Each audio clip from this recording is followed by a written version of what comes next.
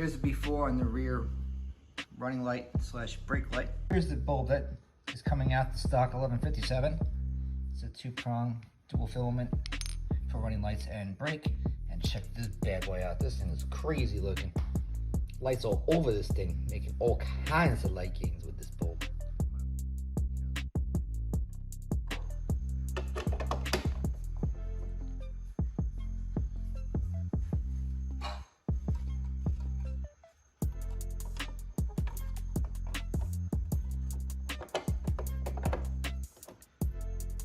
There's nothing holding those white things in?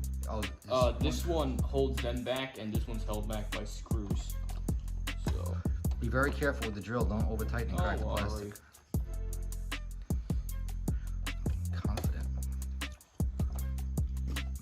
I wonder where you get like confidence from. Oh, that's the wrong The other direction, to the right. I hate when you say that. That's so fucking gay. It's funny because it's true.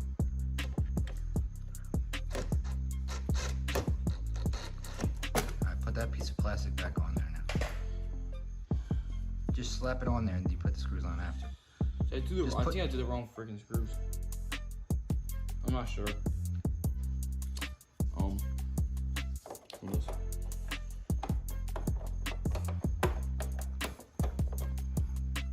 I might have done the wrong screws.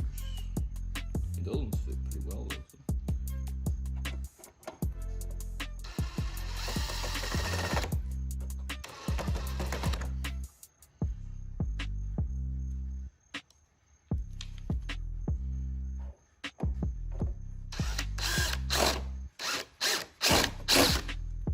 Now, go up front, hit the brake once, then put on the left directional for me. Alright, tell me when the thing's up. Hit the brake once real quick.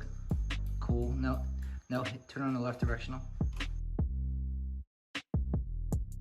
Here's what that middle light looks like without the brakes on, just standard running light. It's not a huge difference when you hit the brakes,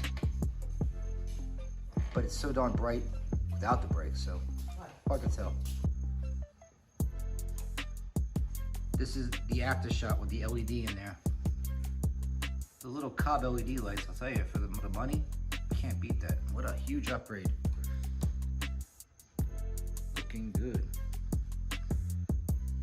Here's how it's done.